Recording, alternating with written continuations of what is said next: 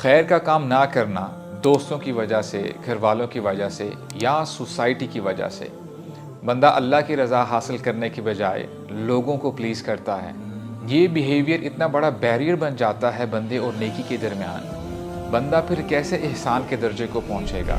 جن لوگوں کے بارے میں اللہ فرماتے ہیں ان اللہ یحب المحسنین، کہ اللہ تعالیٰ تو احسان کرنے والوں سے محبت کرتے ہیں۔ اس بیماری کی کچھ نشانیاں ہیں، آئیے دیکھنے کی کوشش کرتے ہیں۔ کوئی بھی کام کرنا ہو تو آپ یہ سوچتے ہیں کہ لوگ کیا کہیں گے، آپ نیکی چھوڑ دیتے ہیں تاکہ لوگوں کو برا نہ لگے، اور اس برائی کا حصہ بن جاتے ہیں تاکہ لوگ خوش ہو جائیں۔ سوشل میڈیا ہو یا ریئل لائف، کچھ انسیڈنٹس ایسے بھی ملتے ہیں کہ ایک پریکٹسنگ خاتون نے سوشل میڈیا پہ کچھ پکچرز پوسٹ کی، لوگوں نے پریز کیا، آہستہ آہستہ نقاب چلا گیا اور پھر دوپٹہ بھی، اور لوگوں کی زبان پر اس کی خوبصورتی کے چرچے ہوتے ہیں۔ لوگوں کو خوش کرنا کتنا مہنگا پڑ جاتا ہے۔ اور ریئل لائف میں بھی دیکھیں تو بندہ جنرلی اپنی حیا اور عزت کی حفاظت کرے، مگر جب شادیوں پر جانے کی انویٹیشن آئے تو کتنے حجاب اور نقاب اتر جاتے ہیں لوگوں کو خوش کرنے کے لیے۔ کتنے ہی مرد مسجد نہیں جاتے اپنی کمپنی کو چھوڑ کے کہ لوگ مولوی کہیں گے۔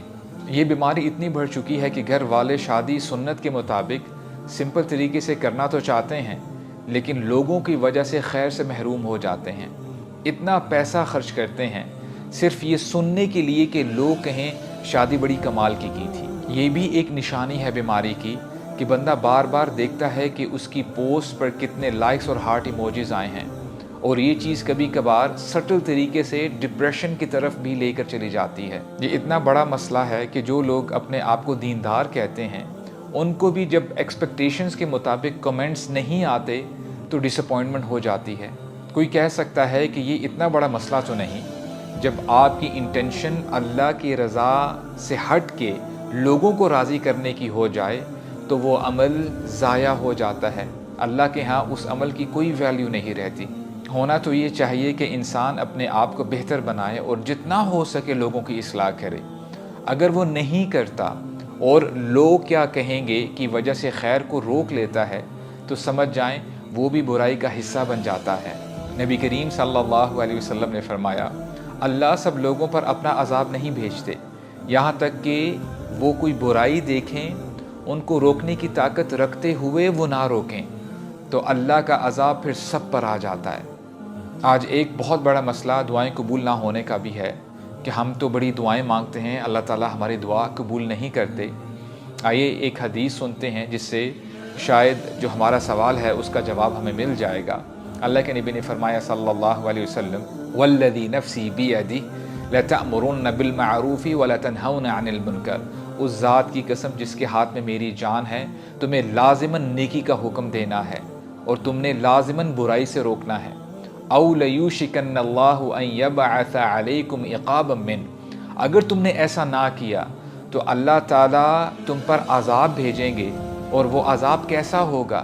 ثم تدعونہ فلا یستجاب لکم، تم ہاتھ اٹھاؤ گے اور اللہ تعالیٰ سے دعائیں مانگو گے اور تمہاری دعائیں قبول نہیں کی جائیں گی۔ انسان بھول جاتا ہے کہ لوگ نہ اس کا کچھ بگاڑ سکتے ہیں اور نہ ہی اس کا کچھ سنوار سکتے ہیں، اتنا ہی جتنا اللہ تعالیٰ چاہیں۔ قل لن یصیبنا الا ما کتب اللہ لنا، کہہ دیجئے کہ ہم پر کوئی مصیبت نہیں آ سکتی صرف اتنی ہی جتنی اللہ تعالیٰ نے ہمارے حق میں لکھ دی ہوئی ہے۔ ہوا مولانا، وہ ہمارے ولی ہیں، وہ ہمارے پروٹیکٹر ہیں۔ وعلی اللہ فلیتوکل المؤمنون، تو ایمان والوں کو چاہیے کہ اللہ ہی پر ٹرسٹ کریں، اللہ ہی پر توکل کریں۔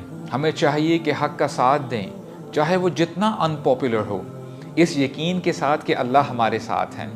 اللہ تعالیٰ فرماتے ہیں کہ نیکی اور برائی کبھی بھی برابر نہیں ہو سکتے، برائی برائی ہی رہے گی چاہے ساری دنیا کر رہی ہے، اور نیکی نیکی ہی رہے گی چاہے پوری دنیا میں ایک شخص وہ نیکی کر رہا ہو۔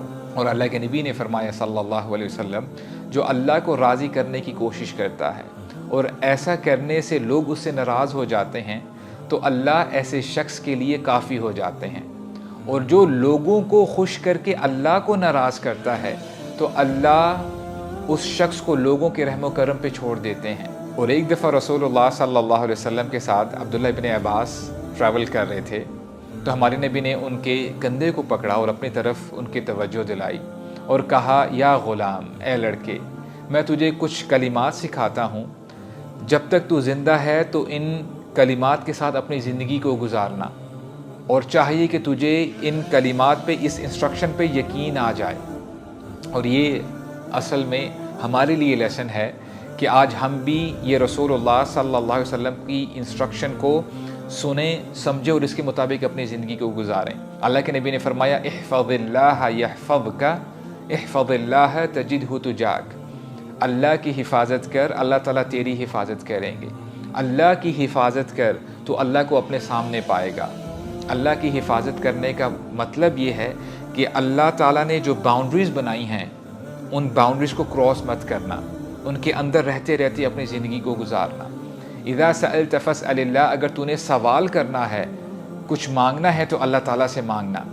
وَإِذِ اسْتَعَنْتَ فَاسْتَعِنْ بِاللَّهِ، اور جب تجھے مدد چاہیے تو صرف اللہ سے مدد مانگنا۔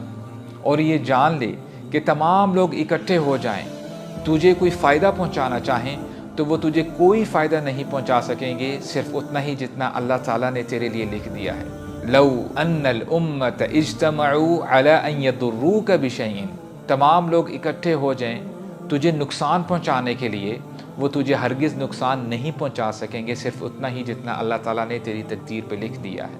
آئیے ہم کوشش کریں کہ جتنی بھی اللہ تعالیٰ نے ہمیں زندگی دی ہے، ہم اس سٹیٹمنٹ سے باہر نکلیں اور ہم خیر کا کام کریں، اور کبھی بھی ایسا نہ ہو کہ ہم کوئی خیر کا کام کرنا تو چاہتے ہیں یا ہم برائی سے رکنا تو چاہتے ہیں، اس سٹیٹمنٹ کی وجہ سے ہم رک جائیں کہ لوگ کیا کہیں گے۔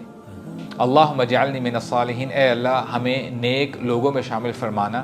الذین لا یخافون لومۃ لائم، وہ جو ملامت کرنے والے کی ملامت کی پرواہ نہیں کرتے۔ All they care about is Allah, His Messenger and then Islam.